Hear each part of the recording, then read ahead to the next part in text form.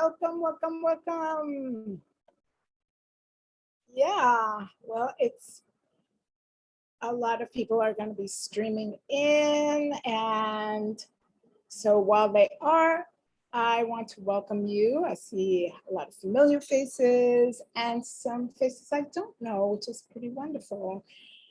I'm Melissa. I use she, her. I calling in from Wampanoag land, which is the unceded land of the Wampanoag and Massasoit people, now known as Milton, Massachusetts. So while we're waiting for a few more people to drop in, please sign in. Let us know who you are in the chat. And welcome. And we can get started. We are recording, so if you don't want to be recorded, you know what to do. Just turn your video off. And if you would like live closed captioning, that is available right below this little square below with the CC. Some people's screens it's above. And a few more things about logistical things. While people are signing in, you can get a drink, make yourself comfortable. Snacks are always great. Any materials you want to use while we're in this whole evening together, pens, paper, crayons, paints, whatever you use to create, whatever creative modality you use. You will be muted, but we totally want to listen to you. So please put your comments and questions in the chat. Questions are really, really, really invited. There'll be a time later after the breakout rooms, and I'll get to that in a little bit. We'll be asking those questions up to the authors. So how we'll spend the time. I briefly just want to describe the flow. I will be introducing the authors. Well, before that, I'm going to say a few things about this evening, but then I'll be introducing the authors. They'll present their books. We have a question that we would like to ask them, and then we'll go into breakout rooms. Here we are at the breakout rooms. You get to choose what breakout room you go to. And then when we come back, we'll ask those questions that you've been putting in the chat. And finally, the authors will share about how to get their books, if they have discounts. And then they'll offer some words, which I'm really looking forward to hearing.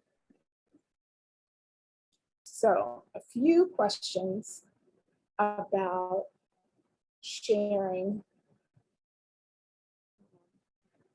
about how we frame this. Can you all see my question, my first slide? Can I have a thumbs up that you see the first slide? We see it, but it's a little small. A little small. Oh no. That's not supposed to do that.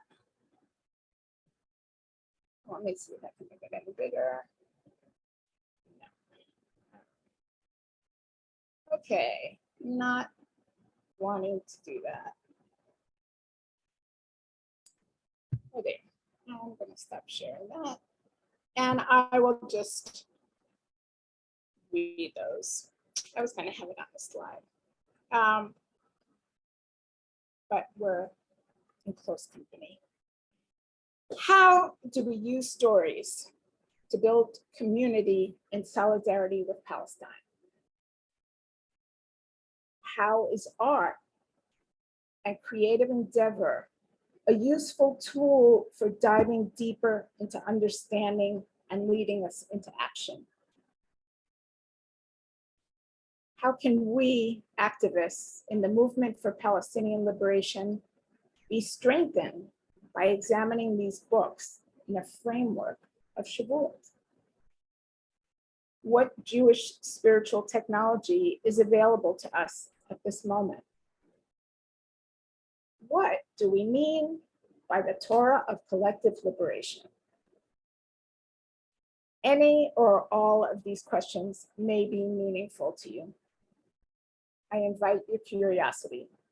Maybe these questions will get answered tonight. Maybe these questions will just provoke further study and action. All is good.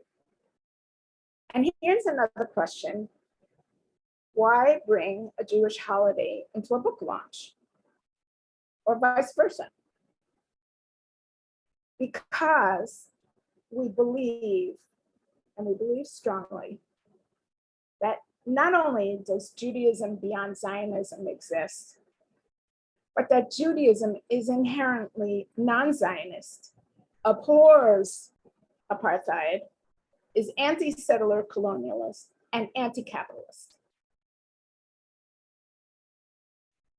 It is its beautiful spiritual technology, Torah, teachings, truth, ritual, that are directly related to our goal of achieving collective liberation. The ritual of stopping to study, I mean, just think of like how anti-capitalist is that? Stopping to study and reflect is mandated so that we could survive with dignity and equality. We can be strengthened by these teachings for the long haul ahead. What is the Torah that needs to be revealed and received today to move our freedom to collective liberation? Our freedom can only thrive if we are all free. The stories we'll hear tonight are part of the legacy handed down to us. Jewish time takes us from one season to another. Tonight, we're celebrating the close of the holiday Shavuot and the close of the season of liberation. Shavuot comes 7 weeks after Passover, when the season of liberation begins. Shavuot bookends the daring escape from the narrow place of enslavement, AKA Egypt. Shavuot marks the reveal of Torah, teachings, truth. And there is responsibility in this. It is said that Torah is constantly being revealed. It represents the hard work of living into liberation. We think of Passover like a giant explosion of energy towards freedom. It threw Moses, Miriam, and the tribe into the desert, which we honor with Passover Seder each year. Technology to remember freedom and what that tastes like. The trek to Mount Sinai is honored with the ritual of 7 weeks of counting the Omer and the nightly exploration of what does it take to be a full person and face injustice in the world. Standing at the foot of Mount Sinai, ready to receive teaching about how to be in the world, tradition says there were a lot of people who weren't on board with the whole departure from the narrow place. And they weren't up for the long trek in the desert either. We know there are a lot of people not on board with collective liberation. People are still not ready to leave the narrow place, to live into liberation. It takes change, study, effort, and it is best done in community. And here we are in community. And we are well equipped to receive this beautiful technology. to settle in. Shavuot is the moment of receiving, time of real opening to liberatory information, to then be able to pass it on. It's not just for you, it's to be able to pass it on. And the book of Ruth is read on Shavuot. You could say JVP takes inspiration from that book. We, like Ruth, want to be with people who want liberation, people who stand for liberty and dignity.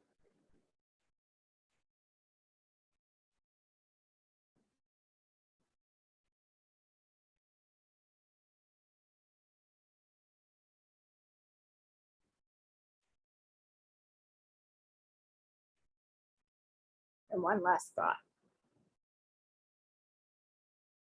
In Jewish mythology, Shavuot is the moment of revelation of the Torah on Mount Sinai. When all people, all Jewish people, past, present, and future, were there at the same moment. To me, this is a fantastic reminder that every time we come together, we are bearing witness to the legacy of our ancestors and transcestors. Without their lives, we would not be here. And to remember that future generations are depending on us to do the right thing. Yeah.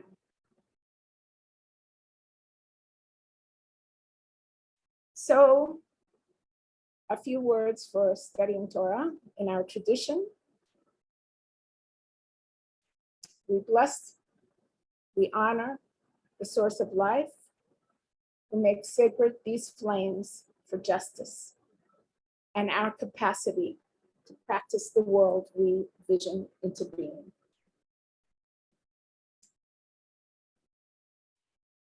So now's a great time to introduce our authors. And I'll first introduce Shirley Bahar, is the manager of the BIJOCSM Network, Black Indigenous Jews of Color Sephardi Mizrahim Network at JVP. Shirley teaches at Columbia University at the School of Visual Arts. Her first book, documentary, Cinema in Israel-Palestine, Performance, the Body, Home, is based on her dissertation, which she completed at NYU in 2017. And I am very happy to welcome Shirley. I'll introduce everybody and then we'll start our presentations. Esther Farmer, co-editor, is a Palestinian Jew and a native Brooklynite whose passion is using theater as a tool for community development.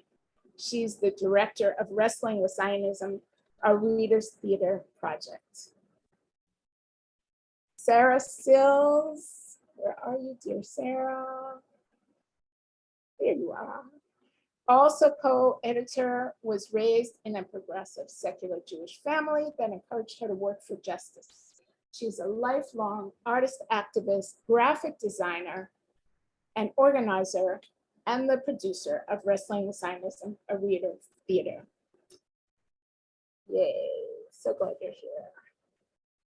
And not with us tonight, because she's somewhere in solidarity with other dear people, is Rosalind Petchesky, the third co-editor, is Distinguished Professor Emerita of Political Science at Hunter College and the Graduate Center, City University of New York, and a recipient of the MacArthur Fellowship.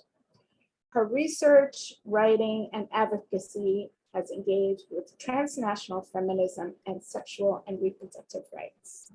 And Roz, you are with us in spirit. And Allison Glick, there's Allison, hi Allison, started a long journey that began on a kibbutz in the Carmel Mountains that exists on the lands of the depopulated Palestinian village of Havurah. That journey then took her to Palestine and Syria, where she lived for 6 years and worked as a teacher, human rights researcher, and writer. She's a longtime JVP activist, and her debut novel, The Other End of the Sea, was published by Interlink in November. Thank you for being with us, Allison. And now we're going to launch in to hearing about A Land with People. Palestinians and Jews confront Zionism. Take it away, Sarah and Esther. Thank you so much, Melissa, and it's so great to be with everyone tonight. Thank you for coming. So in the spirit of storytelling, first a few words about my journey. I grew up in a secular Jewish family that was committed to social justice, and as Melissa mentioned, have spent my life as an artist activist. I had no connection to Palestine, Israel growing up, and I had never even heard of the Nakba. Then I went to Palestine in 2012, and the experience was a total life changer. Witnessing the abhorrent injustices inflicted upon Palestinians made me realize that I have a responsibility as a Jew to speak up and that my voice mattered. So I found JVP upon my return and have been an active member ever since. And I feel so lucky to have found my political and spiritual home among like-minded, proud, anti-Zionist Jews. Now I'd like to share the story of how A Land with the People came to be and a bit about our parallel project, Wrestling with Zionism. So a number of years ago, our chapter in New York City decided to take a deep dive into the history of Zionism. And we read articles, and then people were invited to share their personal stories about their own relationships to Zionism. Esther, Roz, and I were very moved by these not often heard stories and thought they called out to be shared more widely. They touched our hearts because they were people's lived experiences and they were often very painful. And unlike political positions, people can't argue about one's story. So from these mostly Jewish stories, our first book, Confronting Zionism, was born. Then, given the positive response to the book, Esther suggested we create a theater piece, which became Wrestling with Zionism, a Reader's Theater. And she became the director and scriptwriter, and I the producer. Over time, many of our Palestinian friends joined us so that by our 10th performance, the cast was half Palestinian and half Jewish. After each performance, we invited audience members to turn to someone they didn't know and talk about what came up for them. And each time we practically had to pry people from their seats because they had so much to say to one another. It was clear that audiences were moved by the Palestinian stories about the impact Zionism had had on their lives, as well as the Jewish stories of wrestling with and ultimately rejecting Zionism. Esther, Roz, and I decided it was time for a second book to incorporate these and other stories, as well as a forward, a history, poetry, art, and a very unique timeline of anti-Zionism. This became A Land with the People, Palestinians and Jews Confront Zionism, and was published by Monthly Review Press. For those who don't know the reference in the title, there is a Zionist trope that says that Israel was, quote, a land without a people for a people without a land. And as many of you know, in fact, Palestine was a country with nearly 2 million people, hence a land with a people. Another outgrowth of Wrestling with Zionism was a storytelling workshop that Esther, Shirley, and I developed and offered to our chapter members. JVP National then offered us an opportunity to meet with chapter leaders across the country who were interested in the workshop. This led to a wonderful connection with Rachel Milford and Jake Weinstein in Knoxville, Tennessee. Under the umbrella of the Havurah network, with Melissa's support, they offered 3 fabulous storytelling workshops nationally and have just developed a facilitator's training manual for those participants to lead their own workshops. It is thrilling to be part of a project that is so meaningful and generative. So the editors and contributors of A Land with a People are proud of our unflinching look at the damage Zionism has wrought. We acknowledge the vastly unequal power dynamics and are committed to changing that imbalance. We hope you'll read the book, and I will paste a link to buy it in the chat. And with that, I'm delighted to hand over the virtual mic to my wonderful co-editor, Esther Farmer. Hi, everyone. So lovely to be here with all of you. One of the wonderful generative things that happened with this book is that one of the members, or I don't even know if they were a JVP member, but they came to our online launch of the book, and she was so excited that she said, "You have to come to our synagogue." Now, up until this point, we have not been invited to a synagogue. So we did this book presentation at Bethel Synagogue in Berkeley, California. And I thought it would be interesting for folks on this call to hear the presentation that I gave, which is my story from the book. But in particular, it was interesting to us because we're like, my God, what are we going to do at this synagogue? How are we going to talk about this? So this is what I said. So I'm a Palestinian Jew. My father was born in Hebron, Palestine. His father, my grandfather, was a Turkish Jew who went to Palestine to avoid serving in the Turkish army. But unfortunately for him, Palestine was controlled by Turkey as part of the Ottoman Empire, so he was drafted anyway. My grandfather was quite a progressive for his time. He was against war, and so the family came to New York. They lived on the Lower East Side. They were very poor. My father was a fur worker in a sweatshop and involved in the early labor organizing of the fur industry with Philip Foner. One of the family stories is that Zaidi tried to prove that socialism was ordained in the Talmud. So as to their life in Palestine, my bubby always said that the family did well with none of the hardships of Jews in Europe. In fact, I remember her saying, "We got along fine with Muslims in Palestine. We celebrated each other's holidays. We were friends and neighbors until the British got involved." So in gathering the stories for the book, I was kind of amazed that so many people of that generation, both Jews and Palestinians, said the same thing. This was around the time of the Balfour Declaration, which paved the way for Palestine to be carved up. My grandparents were very Orthodox. My parents were not at all. I grew up as a red diaper baby, as did thousands of other children of Jewish families at the time. My father was a victim of McCarthy. He lost his job and pension. He was blacklisted for many years.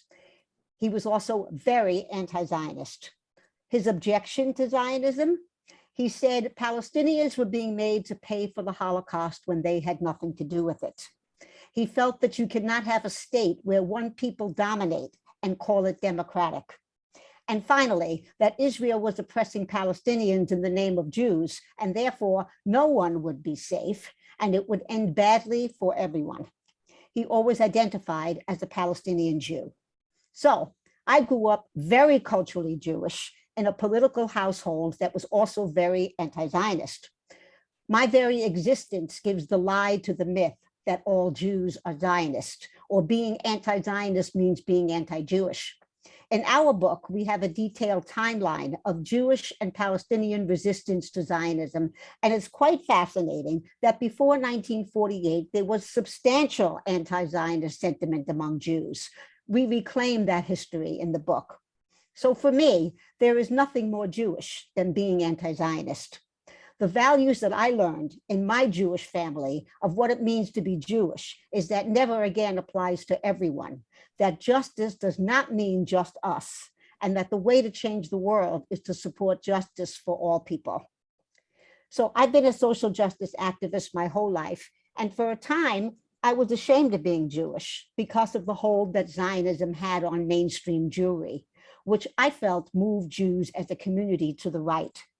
For me, it seemed that Zionists were always on the wrong side of history. Locally, in Brooklyn, we had to fight the Zionists to create ethnic studies at the City University of New York. Ironically, this fight benefited Jews because it led to the first Judaic studies department in the city. And this leads me to the name of my story in the book, which is Zionists Love Israel, but they don't love Jews. It's been a source of wonder for me that I've found a political home in JVP, given that I stayed away from Jewish spaces for so long. This vibrant, mostly Jewish anti-Zionist community has brought me closer to the Jewish community than I've ever been, and also closer to Palestinians. We're really moved by the relationship we have to each other, our Palestinian and Jewish contributors in the book. And it's possible because we acknowledge that what a worldview that privileges one group over another has caused to both peoples, and we work to do something about it. And that brings me to the issue of BDS. We actually said this at the synagogue. Israel has been incredibly effective in their propaganda. In the same way that they deny there was a country called Palestine or that Palestinians even exist, BDS has been so distorted and manipulated. We are told that BDS means boycotting Jews.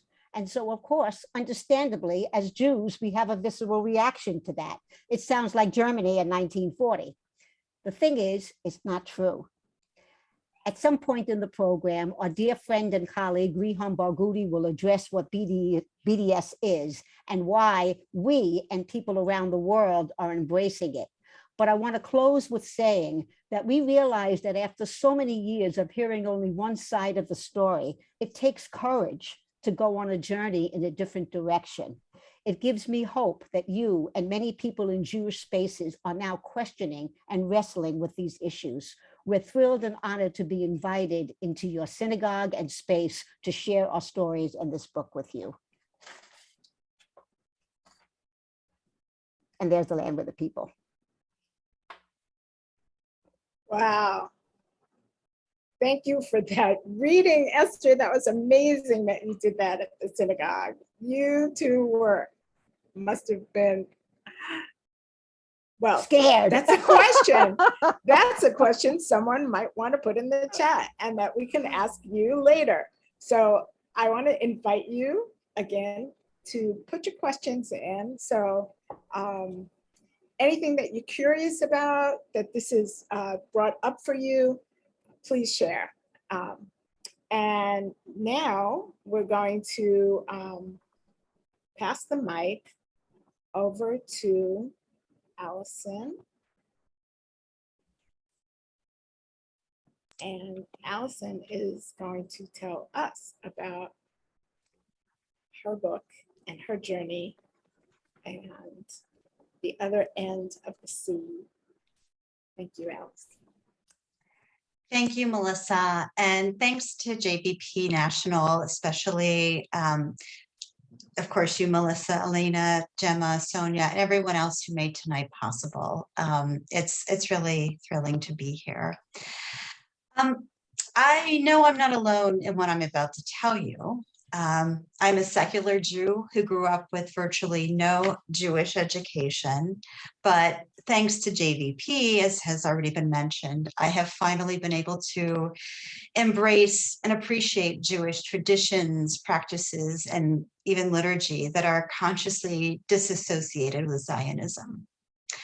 So when thinking about what I would say about my book, The Other End of the Sea, and Shavuot, of course, I turned to the writing of Rabbi Brant Rosen. And reading about Shavuot in his blog, Shalom Rav, I recalled, and I recommend it to anyone, I recalled that part of the book of Ruth and the story of Shavuot entails the crossing of borders and boundaries, both geographic and internal, physical, intellectual, and emotional.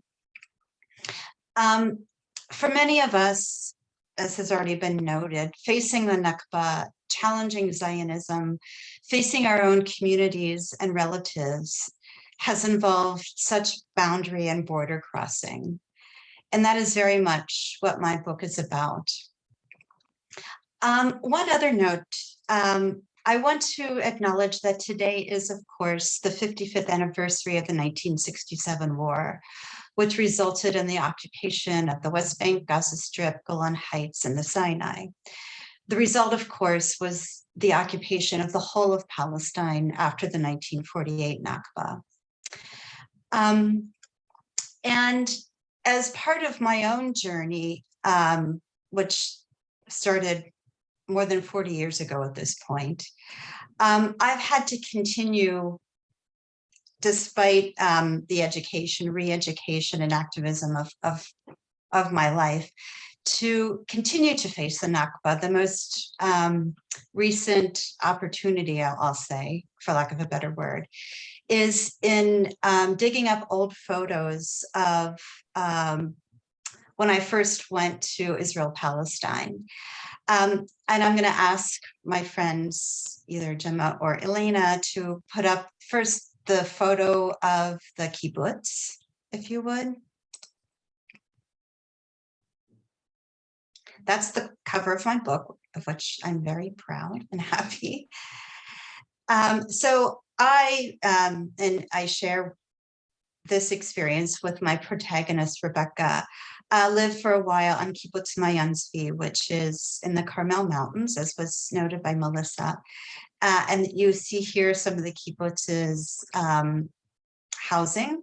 It's right on the Mediterranean Sea. It had lovely fish ponds, about which I will read perhaps a bit later.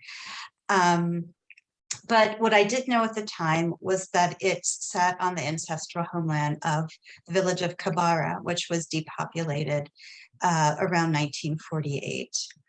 And while I was on the kibbutz, studying Hebrew and thinking about my next move, so to speak, I was part of this program called an Ulpan, which maybe some of the in the audience have experienced. We were taken on a little day trip close by near the city of what's called in Hebrew Caesarea, to Dor Beach, which is the next photo I'd like somebody to put up.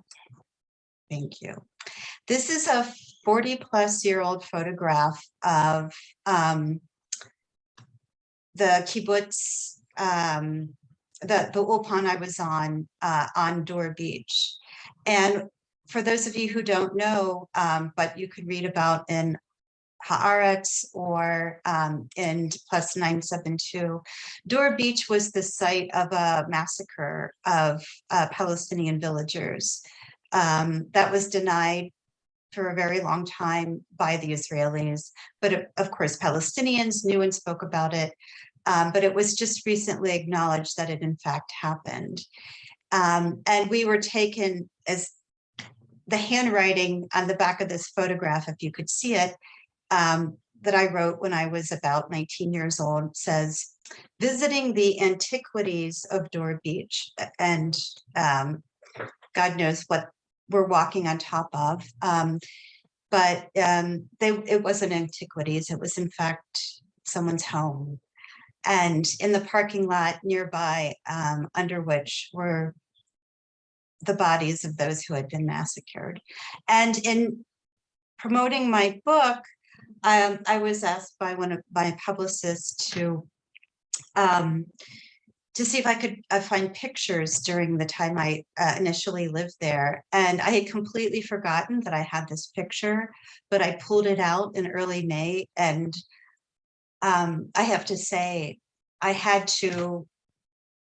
it was another period of mourning that I had to go through for my responsibility and my own, still 40 years later, coming to terms with the Nakba.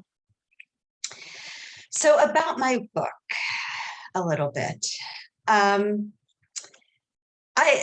always thought of myself as a nonfiction writer. And so the original manuscript that I wrote was actually a memoir. But when he saw the manuscript, my editor at Interlink Books encouraged me to fictionalize it because he thought my literary writing style would actually lend itself to telling a story that was broader and more universal than that of a memoir, which is technically bound by what really happened. And since one of my goals was to reach beyond the choir, the already converted,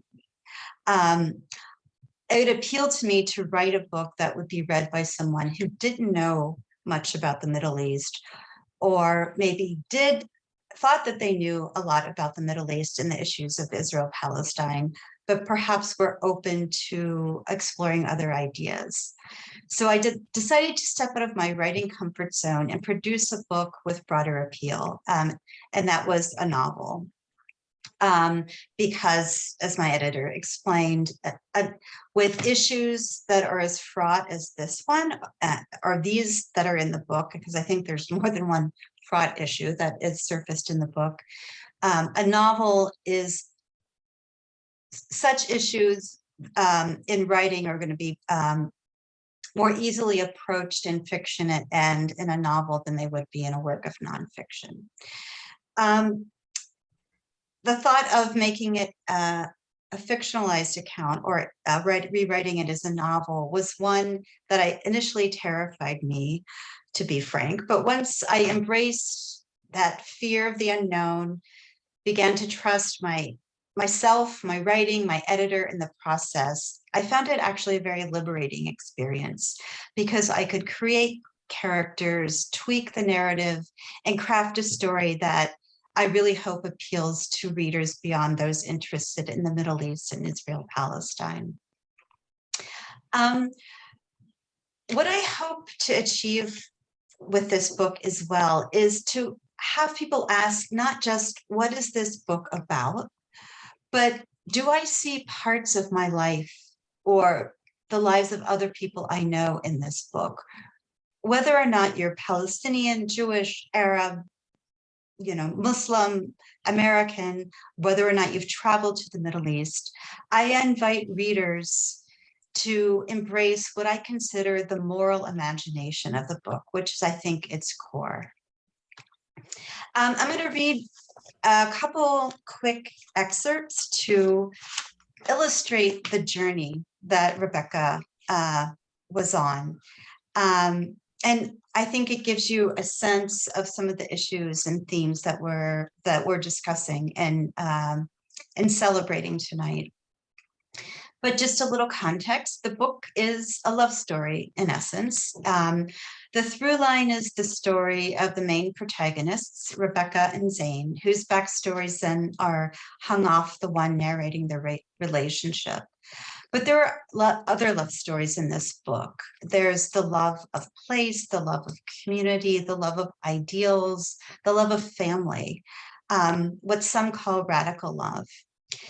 And there are characters in the book symbolizing this love that are inanimate objects, which I'll discuss a little bit more perhaps in the breakout room. So the first excerpt I'm going to read is part of Rebecca's backstory. And there are two brief scenes. The first is Rebecca's first trip to Israel, where she's living with a Jewish family in a town outside of Haifa. The second scene or scenes take place about 1.5 years later, when she's returned to Israel, is living on a kibbutz, learning Hebrew and contemplating Aliyah, which for those of you who don't know means moving to Israel and based solely on the fact that she's Jewish, essentially becoming a full citizen. Of course, the complete opposite of what's available to Palestinians. While she's at the kibbutz, she's invited to visit a Palestinian village inside 1948 Palestine called Shva Amr. And this is part of chapter 2 called Crumbling Myths. How did Becky Klein, a nice Jewish girl from the Midwest, find herself on the Gaza border? My American memory of the region first began forming as a 17-year-old foreign exchange student. I had been studying Spanish at my suburban Cincinnati high school and hoped to go to Spain. My second choice country, Israel, reflected an undefined interest in my Jewish roots, and where I landed in June 1980, the summer before my senior year. So it was that Palestine revealed itself to me in layers. The first one was Kiryat Yam, a middle-class suburb of Haifa, populated mostly by Jews who had escaped from Europe. They lived and worked alongside Jews from across the Arab world who had abandoned communities with deep cultural and historical roots to Judaize a land depopulated of fellow Arabs. My host family, the Bernsteins, lived in a third-floor walk-up, one of the apartment blocks built quickly and on a large enough scale to house unpredictable numbers of immigrants post-World War II. The parents, Yaakov and Esther, were employed in Haifa's industrial sector and were proud Labor Party supporters. They had 2 children, Eitan and Tali, my host sister with whom I spent an idyllic summer swimming in the Mediterranean a few blocks away, taking day trips to Haifa and exploring the country's endless beauty. The parents' workday ended in the early afternoon, 6 days a week. Esther usually arrived home first, puffing up the 3 flights of stairs. She would bustle into the kitchen, her brunette waves dampened into a frame of her glistening pink face, laden with groceries acquired en route from work. Once the schnitzel was in the oven or the potatoes on the boil, she would call to Tali to watch over things while she showered. One midsummer's day, Esther and I sat sipping iced coffee while lunch cooked. Freshly showered, she lamented having to rush home and bathe after work, even though showers were provided for the workers. I don't like to use them, she told me. Why not? I asked. She wrinkled her nose. Because the Arabs use them. Her words were like the flash of something dark that I didn't want to see, like catching the tail end of a bird in flight, its prey dangling. So there, Rebecca has her first inkling, not even confrontation, but inkling of what Zionism has brought to all of us. Of course, some paid more dearly than others. And then a year and a half later, she goes back. And she is, as I said, living on the kibbutz. And she's invited to the Arab village. And I'm going to skip around in the interest of time, although I have no idea how much time has passed. If I need to shorten things even more, somebody can give me a shout out. On the appointed day, I rose early, stopped by the empty kibbutz dining room, and wrapped a couple of boiled eggs in a napkin to eat on the bus.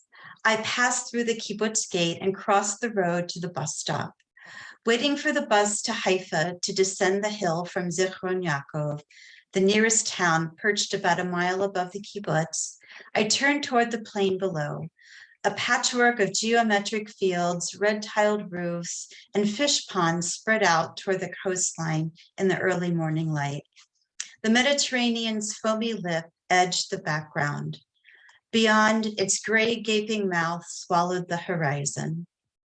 In the slow Saturday Haifa bus station, I was to board a Nazareth-bound bus. Ilias specified that it should not be one going to Nazareth Elite or Upper Nazareth, the Jewish part of the city from where it would be difficult to get to Shfa'amer. As several shiny Nazareth Elite buses came and went, I stood on the edge of a group of Palestinians. Thin men in dirty jeans and tattered sweaters, hauling home bundles of food and the dust of their construction jobs. Waiters wearing creased black pants and shirts, once pressed crisp, now stained with remnants of Shabbat dinner specials and sweat. Mothers carrying bags stuffed with clothes, and grandmothers grasping children and smiling at me from under brightly colored scarves. The plexiglass windows of that Nazareth stop had been broken out long ago, if indeed they ever existed. Sheltering the waiting passengers were pieces of cardboard, old boxes bearing the logo of Osim biscuits and Lipton tea had been fashioned into windows covering the spaces created by the intersecting poles of the bus stand and offering a kind of protection from the weather. Low winter clouds began shedding a misty rain. One of the older women nodded toward the shelter and arched her eyebrows at me. Ta'ali Jua, come inside, she urged. As the mist thickened, I moved forward and joined them. And so here she is, sort of beginning that sort of symbolic crossing, but not quite, frankly, knowing exactly what she's doing. She arrives in the village, Shva Amr, and she visits a school because the man, Ilyas, who was referred to in that reading, has invited her to the village to see the school. The damp, cool air trapped inside greeted us in the classroom we entered. Ilyas flipped a switch and an anemic glow leaked from a bulb hanging from a ceiling wire. He pushed aside some broken chairs and gestured toward a desk. I sat down and looked around. The blackboard was a slab of slate laid into a space where the concrete had been chiseled out, producing a scalloped frame around it. A few Arabic words were written on the board, and off to the side, a couple of names were written in English, adorned with hearts and smiley faces. Taisir, Munir. I kept squinting to see the glass in the windows that wasn't there. Soon a young man joined us. Ibrahim was one of Ilyas's students. They showed me around the rest of the school, several similarly appointed rooms, some of which opened onto the courtyard, with or without doors.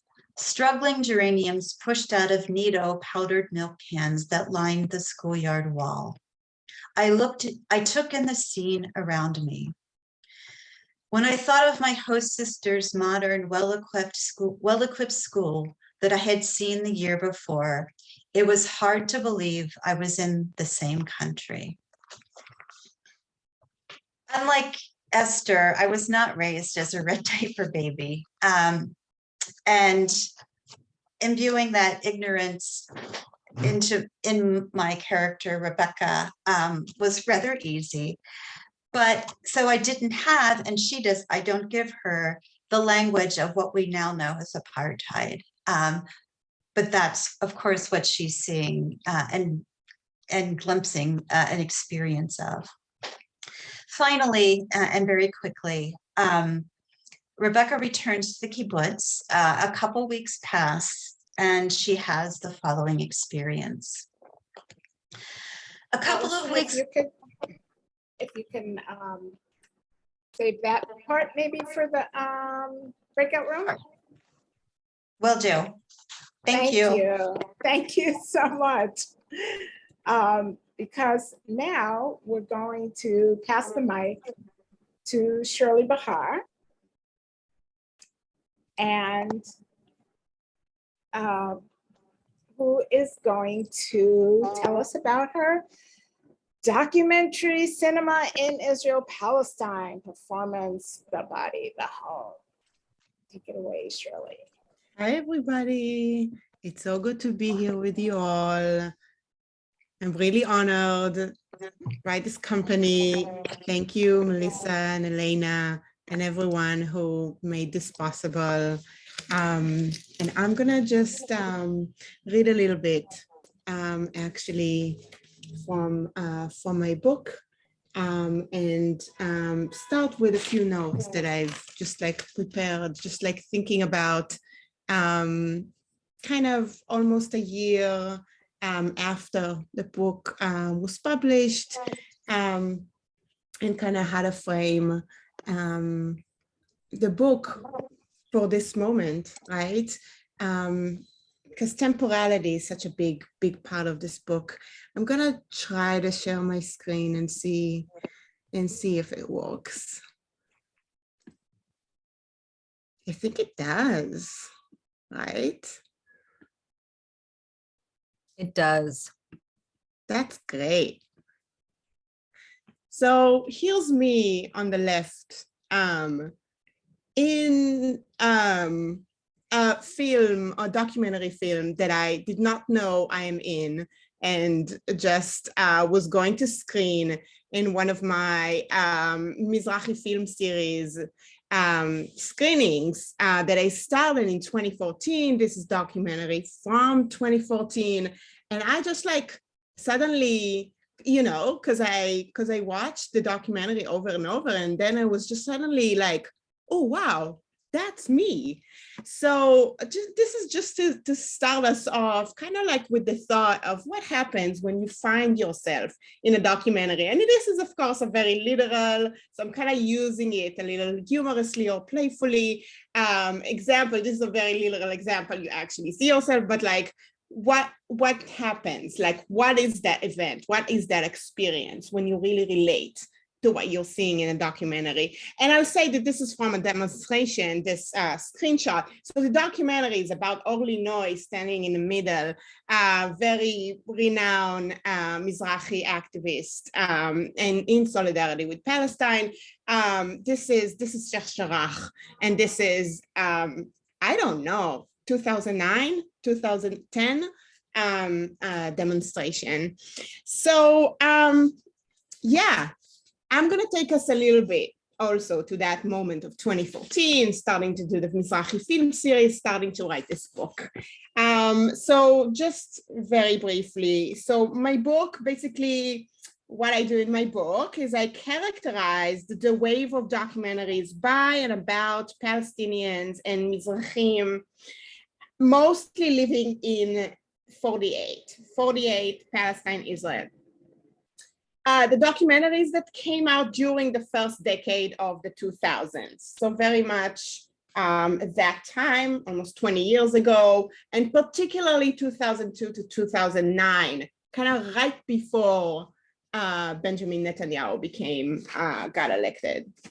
And my book explores most deeply, I would say, themes and tropes of relationality in the representation of oppression and pain of Palestinians and Mizrahim, whose realities in 48, and this is something that we know, their realities, our realities in 48 are interconnected. But writing occurs multi-temporally, as I was alluding. If we consider, research, publication, and our, personal neuromental round trips in and out of clarity, very real, right? So then there is the rapidly changing political moment, right, that we're constantly in.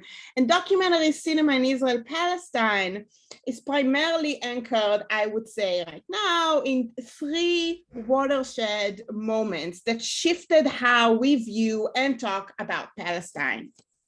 First, there is the present moment, the moment of the reception of the book right now, the last year. For me, this present moment in the making is a time of collective reflection on how talking about seeing representations of Palestine are really changing since May of 2021, the Palestinian Unity Uprising. That is ongoing. Then there was the year 2014 that when I wrote much of this book. And non-coincidentally, that moment of heightened awareness of how movements interrelate and show solidarity globally has been really inspiring to my book. And so I'm going to read from actually the conclusion a little bit about that moment.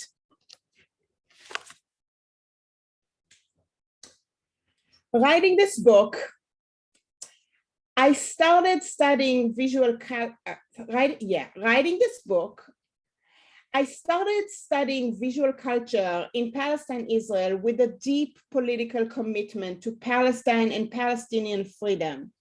And along the way, realized I cannot offer knowledge about Palestinian lives and representation without reflecting on my own position as a Turkish, Mizrahi, Israeli scholar. Further, I have learned how much formative impact the history of Palestine and Palestinian resistance have had and continues to have on Mizrahi histories, lives, identifications, representations. So this book is a specifically Mizrahi intervention in the field of documentary cinema in Palestine, Israel. It is an intervention that is revisiting the core matter or question of Palestine, right, as Edward Said coined, the core matter of Palestine as it hovers over the history of Palestine, Israel as a whole, consistently shaping not only Palestinian lives, but also Mizrahi lives. Their everyday, our everyday lived experiences, our identifications as such, identifying as Mizrahi,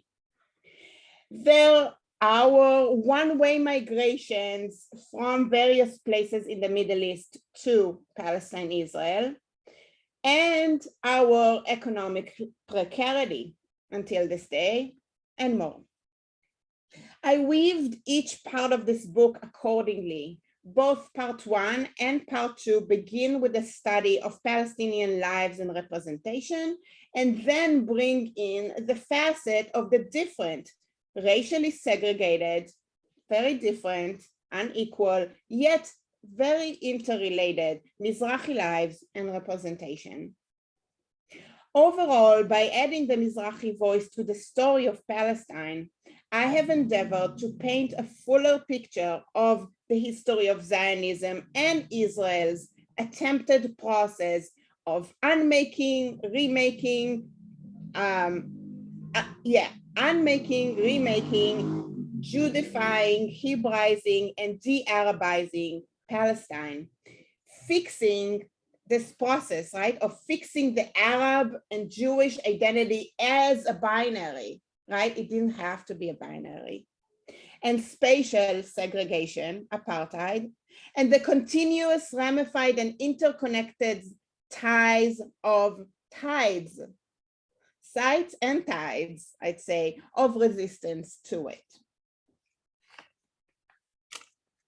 Relatedly and uncoincidentally, the journey of writing this book also took place against the backdrop of the growing intersectional and transnational interconnectedness of networks of movements that attempt to better understand the connections between their struggles against oppression and state violence and colonialism. In the stretch of time between 2014, the time I started to write this book, and now, I have been carried by these hopeful pulls, tightening the understandings and the human bonds between those who are leading struggles for civility and liberation around the world.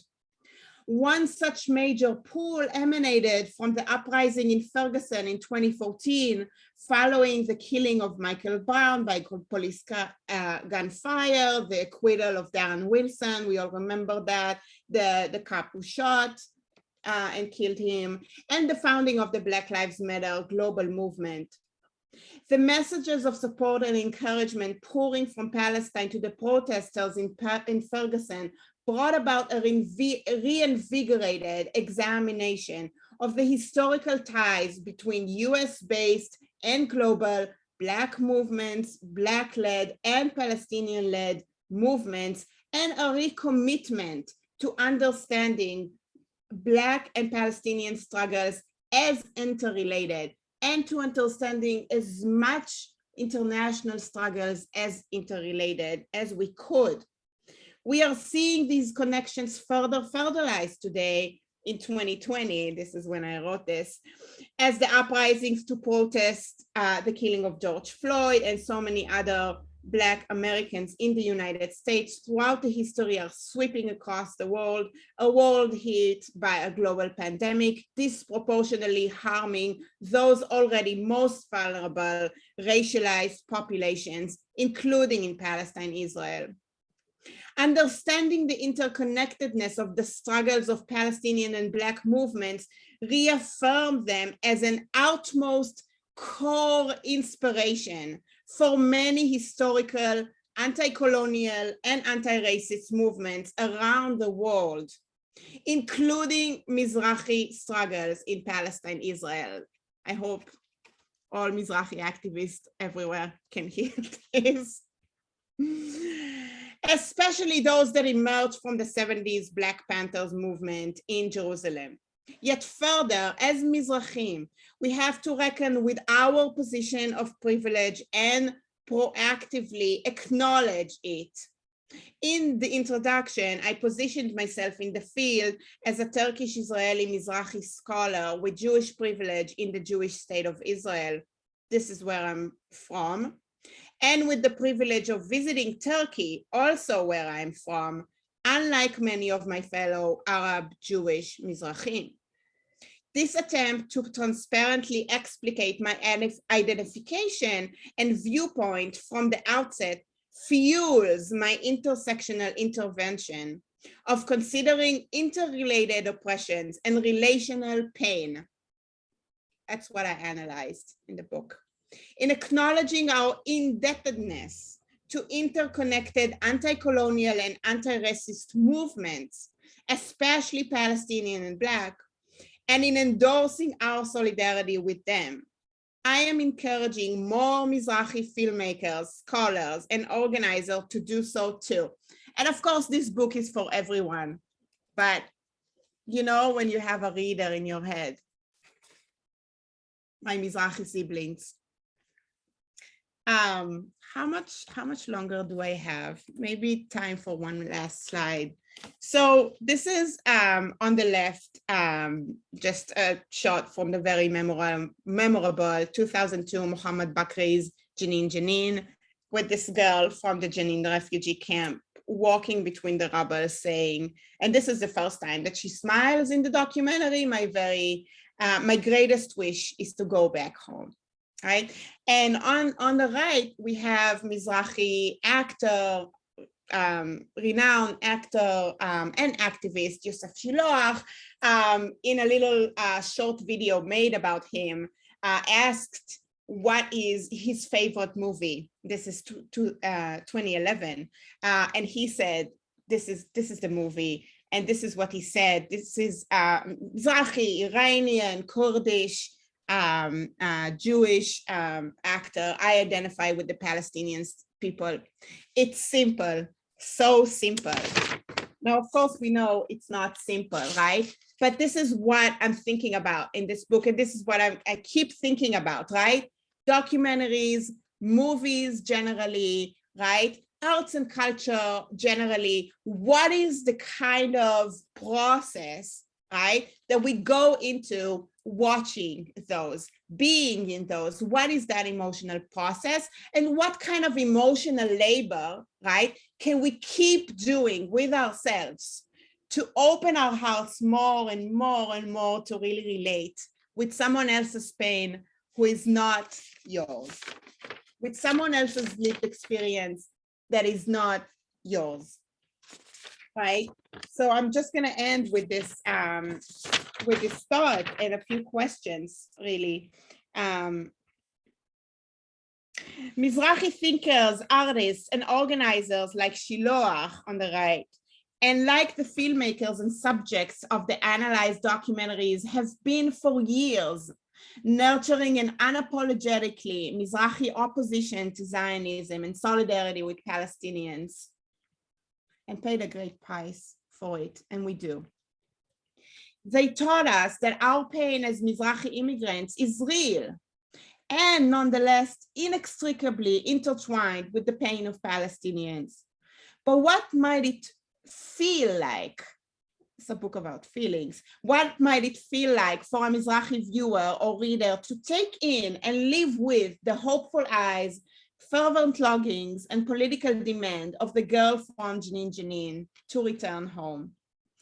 When reading about or watching, and if we let it, also feeling the pain of another person that has been living on through ongoing effects of an oppression that we ourselves did not, or perhaps we did but experienced or expressed it differently, what kind of emotional and ethical labor may the feeling harbor? What is our calling? what does it call us to do? And I just want to end by thanking this community again. My first book launch that I was so happy that I managed to actually do in person just 6 months or so ago, was supported by JVP New York and the Mizrahi Collective and so many other individuals and friends, and just how much, just to acknowledge, right, to really be grateful and express gratitude for how much support these communities have been giving me for years, right? When in academia, it really was not simple to even pass this dissertation, right? To even graduate, right? Like even have a PhD. How much support consistently from JVP, from my Sephardi Mizrahi siblings I have been receiving, and how thankful I am. And these are the people right here. How thankful I am for you. And yeah, and we're gonna look at more a little later. Thank you so much, Shirley. We love you so much. It's wonderful to be able to support you. And likewise, these books and these authors, it's such a gift that we have this community. And we are going to go straight into our breakout rooms. So this is how this works. If you are interested in delving more into Shirley's book, please just stay right here in the main room. You won't be assigned to a breakout room. If you are interested in delving more into storytelling and the magic that Esther and Sarah weave with Wrestling with Zionism, please join Land with the People. And if you are interested in looking at these amazing characters, finding out more about their development and working with Alison on the other side of the seat, you can join that room. So you get to choose. Just go down to your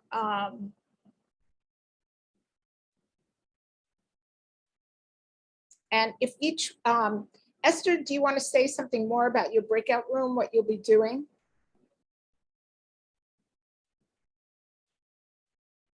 You're muted, love.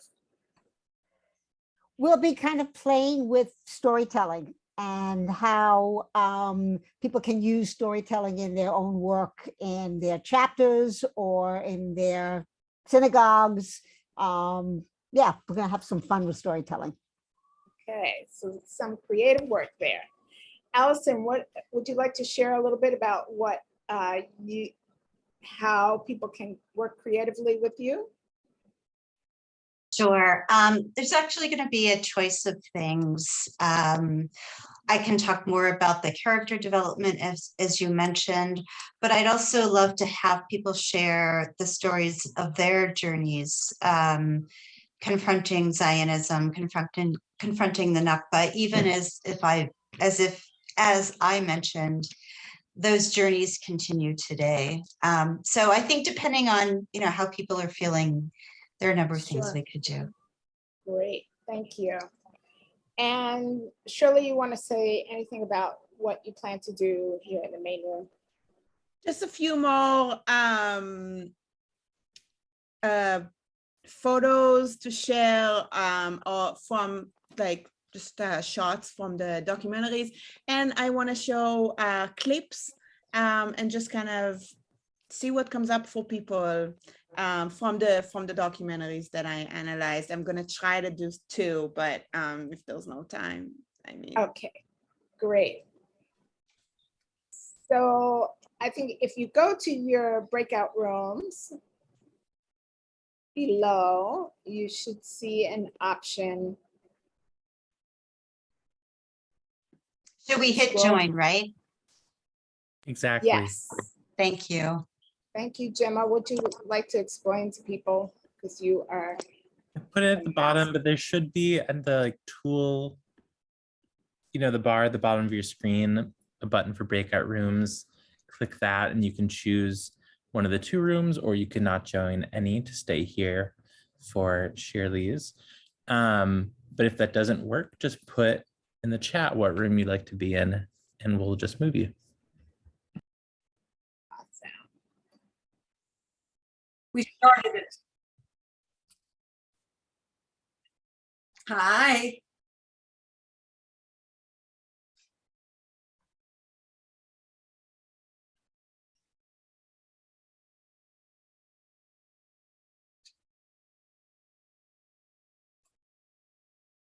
Hi, Carolyn.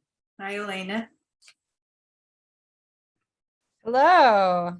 Hello. Carolyn, are we going to get to see you? I hope. If not, just let us know in the chat. welcome back, friends. I hope that was as enriching for you all as it was in the rooms that I popped into. I could see some really great things happening. And maybe questions came up for you. If you have a question, please put it into the chat. This is the moment to ask them, so we'll read them out loud. And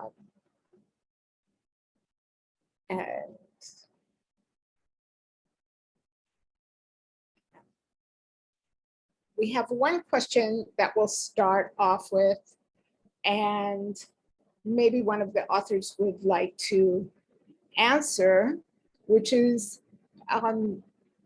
what was some feedback that you've gotten from some reader that has stuck with you, that has been meaningful for you? And any one of the authors can answer. I'd be happy to answer. Oh, if you want to go, Allison. Sorry, I was just adding you all to Spotlight. Oh, okay. And we can have multiple answers. Okay. Well, I would say that we were just so kind of flattered and moved by this JVP chapter in New Haven, who decided to create a discussion guide to, alongside our book. And that just was such a gratifying response to our book, and also seems very useful for anyone who might want to form a book group, because they were happy to let us share it out. And yeah, it was just very gratifying that they took different sections of the book and figured out how much time to spend on each section and all of that. So I would say that in terms of the book itself, and we've gotten a lot of great reactions from our book talks that are different, but the book itself, I think that stood out for us, or for me. Anyway, Esther, you might want to say something else. Yeah, just a quick one is that when we did this presentation at the synagogue, there was a moment when Dorgrim, who is one of the Palestinian contributors, took out his passport and put it on the screen and said, "This is what I go through."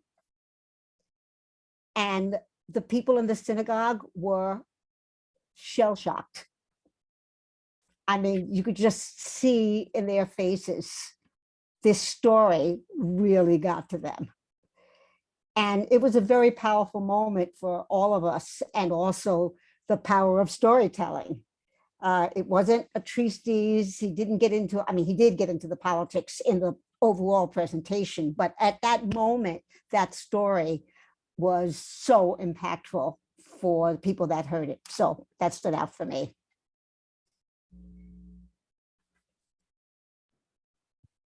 Thank you. Allison, were you going to answer that question as well? Sure.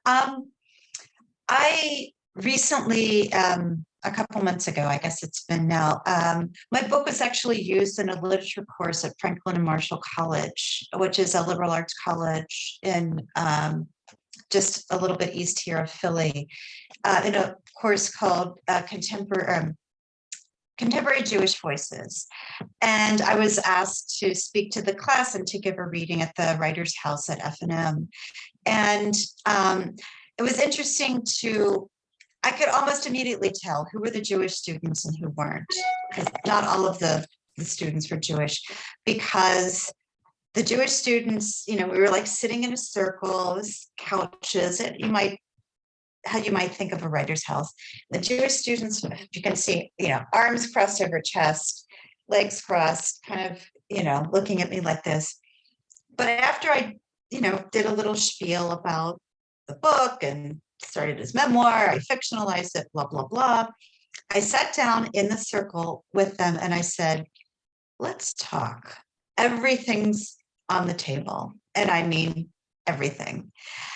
As long as it's a respectful discussion, everything's on the table. Anyway, so long story short, the very last question, it was like she couldn't stand it anymore. One of the women who had been sitting like this raised her hand and reads an excerpt at the end. Actually, it's one that I just read in the Breakout, where Rebecca the protagonist is questioning, how did we get here? And she says, so here's where this character lands. At the beginning, she goes to Israel to look for her Jewish roots. What did she find? And it dawned on me, what she found, I said to this woman, was another way to be a Jew. And that's what this book, if it's about anything, that's what it's about. And to me, sort of seeing this process unfold was really incredible. With just one student, I feel like I've accomplished what I set out to accomplish.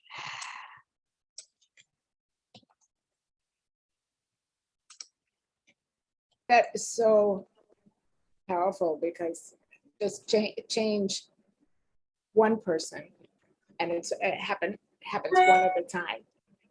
It's really, really powerful. Thank you. Shirley, would you like to answer that question as well? Thank you for your answers. Yeah, very briefly, I was actually thinking of my mom. My parents, they're really not English speakers at all. But, we're very close. I talk to them about everything that I do. And during the time of the publication process, I was having many arguments. Actually, not so much about the actual content, but about the cover. When it got to the cover, when it was about to publish, we got into so many arguments because I really care about the visual and I really care about how a thing should look like, right? And I was like, and I shared with my parents, and my mom said, this is not the right green. It's very Muslim. It's very Muslim. They were born and grew up in Istanbul, in Turkey, like this really Islamophobic Zionist thing to say, right? Like about this beautiful turquoise, if you ask me. And then I dedicated the book. There's a dedication here to my parents. The book is dedicated to my parents. They were the first people I sent this book to. When it came out in July, and many months after, I come to visit, and they have the book, and it's on the big dresser, the huge kind of heavy dresser that they brought from Istanbul, and it's wrapped in the cellophane, right? Like it's wrapped. It's just standing there. They haven't opened it. They haven't looked at it. And I'm like, you know, that I dedicate, like, at least open, you know, at least look at the first, you know, it's dedicated to you. No, they haven't opened it. And that got me thinking, you know, I got into thinking, like, why do I even study visual culture? Why did I care so much about the cover? Why do I study? Right? Like, not everyone reads, right? Visual culture in popular culture is so much more widely available, right? And that's kind of like just like a process, right? Like also coming into community organizing, right? Just like looking for ways that are way more like communicative, right? And accessible to talk about the stuff, right? That's why I care about movies. That's why I care about television. That's why I care about the visual. And yeah, this is what my parents are seeing. They haven't read inside. That's all.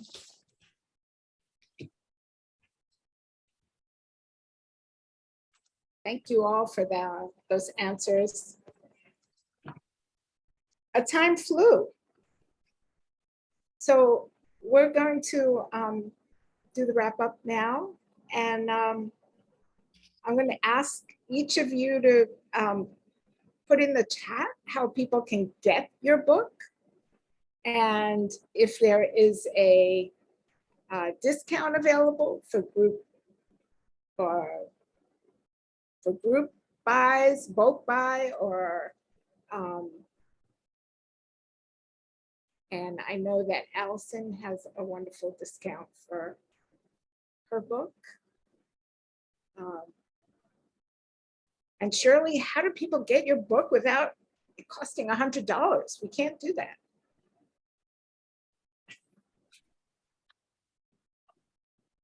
I have news, everybody. I have news, everybody. Okay, don't buy the book. It's coming out in paperback in January. Yay! Yay. So buy the book in January.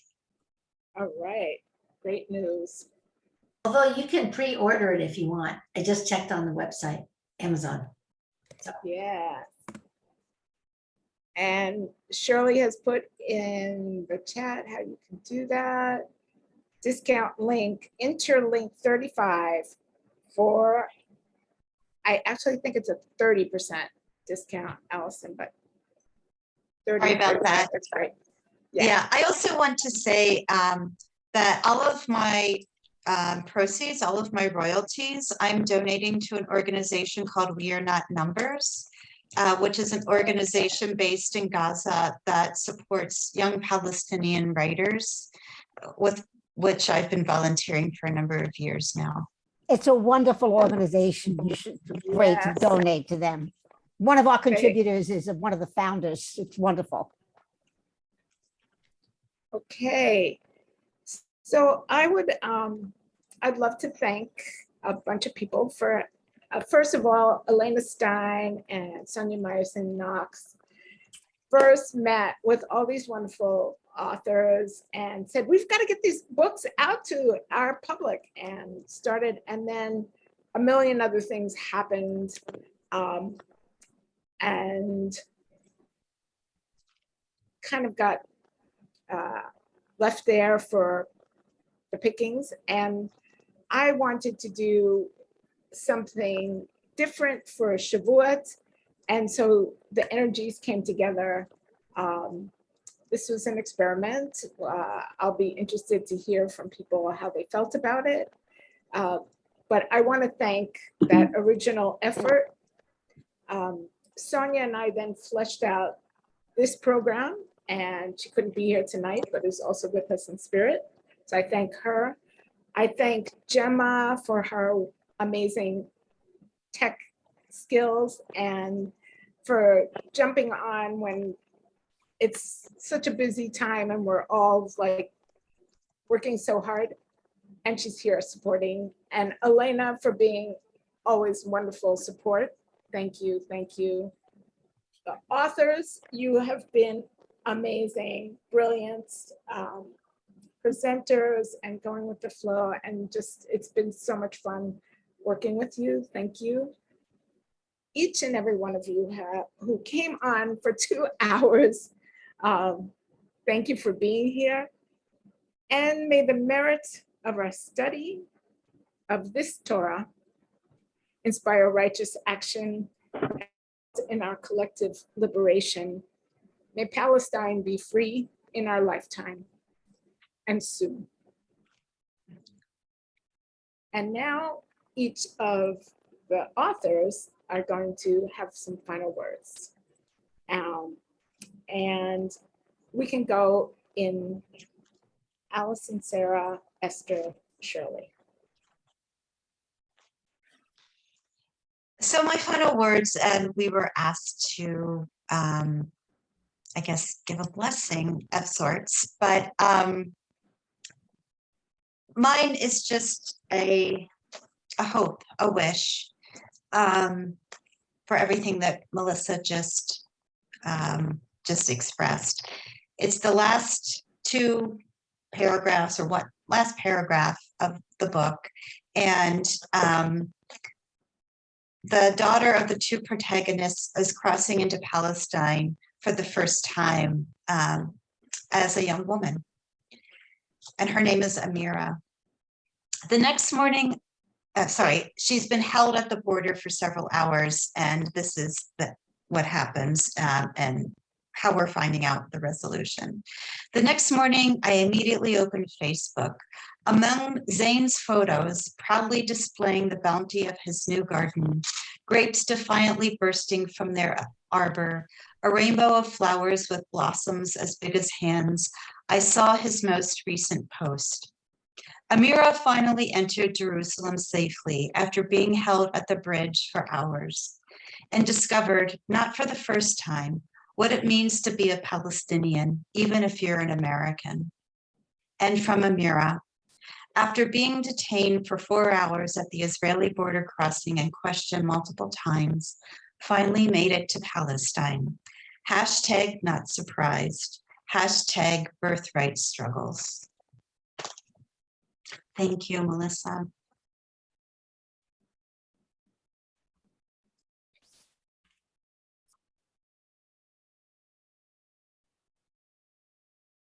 So thank you for that, Allison. So I just want to leave you with a few thoughts, a blessing. My blessing is, may everyone enjoy the purr of feeling safe, the taste of just picked tomatoes, a walk among trees, and time to drink in the sunset. May everyone find a way to take action that aligns with who you are, rage at injustice, paint, write a poem, sing.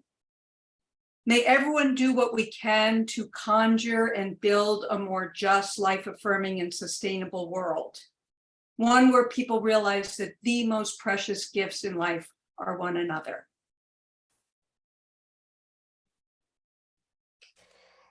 And mine is, and thank you, Melissa, for asking us to write a blessing. It was challenging for me, and that's a great thing.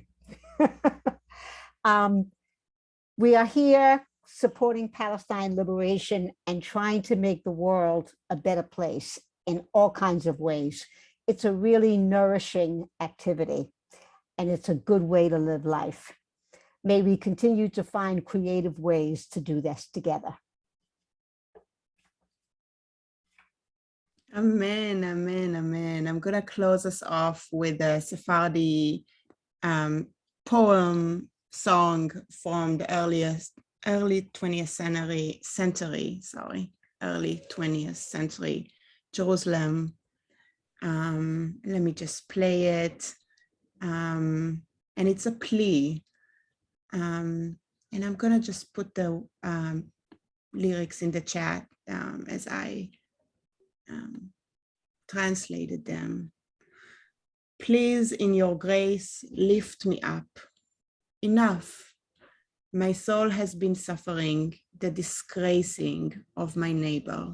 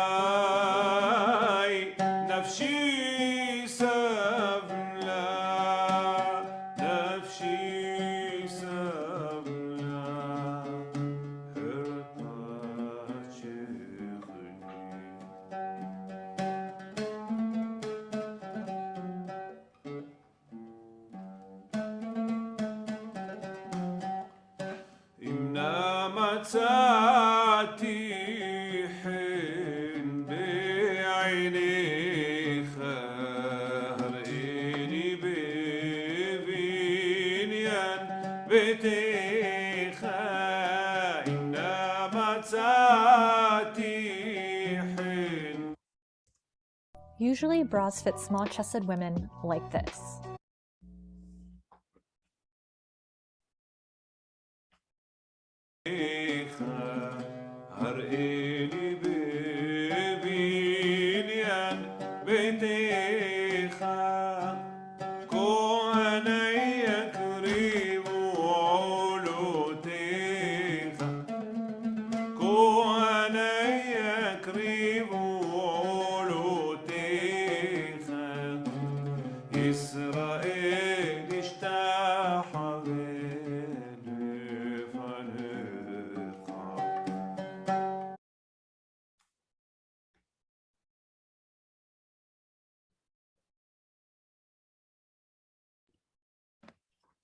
I can continue as you leave if you want. Yes, great.